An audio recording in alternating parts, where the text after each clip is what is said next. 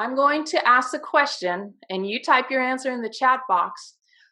What does it mean if your day is reactionary?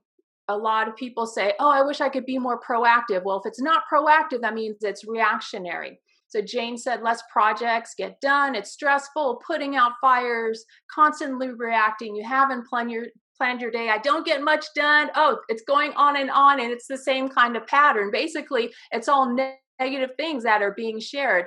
I'm busy responding to others' needs without planning ahead and anticipating, waiting until there is a problem. So everything feels reactionary.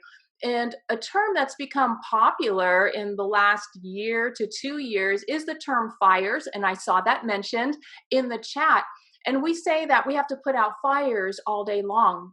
And we feel like we have to do that when we're working with humans, or we're working with technology, or both, because things crop up.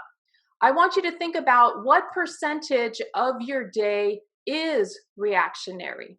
I know that some folks on handheld devices like tablets and phones might not be able to see the poll.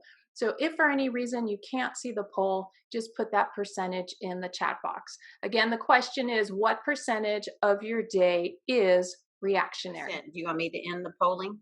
Yes, please, go ahead. All right, let's take a look at this. So what percentage of your day is reactionary? And it looks like 42% of those of you on this seminar said 45 to 59% of your day. So roughly half to a little more of your day is reactionary. Now, in the business world, that's actually not the most terrible statistic. If you can have 50% or less of your day be reactionary, that's actually really great. The reason why it cannot be 0% reactionary is because you work with people. Unless you work in a silo, there is no way your day can be 100% proactive. So if we're going to set realistic expectations, it's important to realize what is possible.